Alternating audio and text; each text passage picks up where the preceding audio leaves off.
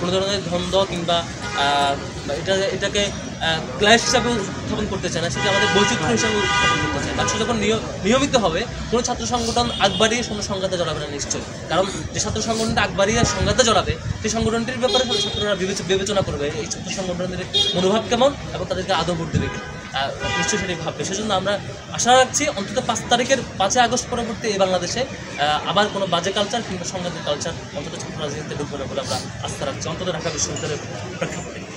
ডাকসুর যে বর্তমান গঠনতন্ত্র আপনারা জানেন 2 দফায় সংশোধিত হয়ে বর্তমান অবস্থায় এসেছে। 1998 সালের গঠনতন্ত্র ছিল এবং পরবর্তীতে 2019 সালে পতিত স্বৈরাচার সরকারের সময়ে যে নির্বাচন হয়েছিল সেই নির্বাচনের মাধ্যমে সেই নির্বাচনের সময় আরেকটি সংশোধনী নিয়ে আসা হয় এবং এই দুই সংশোধনীর পরে বর্তমান যেই গঠনতন্ত্র রয়েছে সেই গঠনতন্ত্রটি এখনও ফাংশন করছে। এক্ষেত্রে এই গঠনতন্ত্রে যেই বিষয়গুলো সংস্কার করা প্রয়োজন বলে আমরা মনে করি সেই বিষয়গুলো আমরা পেশ করছি। প্রথমত লক্ষ্য উদ্দেশ্য যেটি বর্তমান লক্ষ্য উদ্দেশ্যের ধারা 2-এর পথে বর্ণিত আছে যে স্বাধীনতার সংগ্রাম ও মুক্তিযুদ্ধের মূল্যবোধকে ধারণ ও লালন করা। আমরা এক্ষেত্রে মনে করি যে স্বাধীনতা যুদ্ধ বাংলাদেশের ইতিহাসের সবচেয়ে বড় একটা ইভেন্ট এবং সবচেয়ে মেমোরেবল ইভেন্ট, যার মাধ্যমে আমরা আমাদের স্বাধীন বাংলাদেশকে পেয়েছি। কিন্তু একই সাথে সকল গণতান্ত্রিক আন্দোলনকে এই জায়গায় অ্যাড্রেস করতে বর্তমান গঠনতন্ত্র ব্যর্থ হয়েছে। ফলে আমরা মনে করি ধারাটি নিম্নরূপ হওয়া প্রয়োজন: স্বাধিকার আন্দোলন, মহান মুক্তিযুদ্ধ, স্বৈরাচার বিরোধী আন্দোলন, 24-এর গণঅভ্যুত্থান সহ সকল গণতান্ত্রিক আন্দোলনের ধারাবাহিকতায় সকল শিক্ষার্থীর মধ্যে সর্বোচ্চ গণতান্ত্রিক মূল্যবোধকে ধারণ ও লালন করা। এর পরবর্তীতে আমরা মনে করি যে ডাকসুর গঠনতন্ত্রের লক্ষ্য উদ্দেশ্যের সাথে আরও 2টি ধারা যোগ করা যেতে পারে। প্রথমটি হচ্ছে ধর্ম, বর্ণ, গোত্র, লিঙ্গ, রাজনৈতিক বিশ্বাস, সকল শিক্ষার্থীর সর্বোচ্চ স্বার্থ রক্ষা ও অধিকার আদায়ের মূল কেন্দ্রবিন্দু হিসেবে কাজ করা।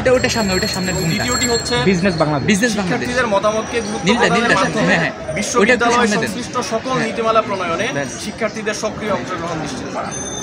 প্রিয় উপস্থিতি, ডাকসুর যে কার্যাবলী বর্ণিত রয়েছে, ডাকসুর কার্যাবলীতে শুধুমাত্র সামাজিক এবং সাংস্কৃতিক কার্যক্রমের দিকে বেশি জোর দেওয়া হয়েছে। আমরা মনে করি এর সাথে আরও কয়েকটি কার্যক্রম যুক্ত করা প্রয়োজন। সেগুলো হচ্ছে, প্রথমটি হচ্ছে বিশ্ববিদ্যালয়ের একাডেমিক কার্যক্রম ও শিক্ষার্থীদের জীবনযাত্রার মান উন্নয়নের লক্ষ্যে বিভিন্ন অনুষ্ঠান আয়োজন, প্রকল্প গ্রহণ এবং সেটির বাস্তবায়ন করা।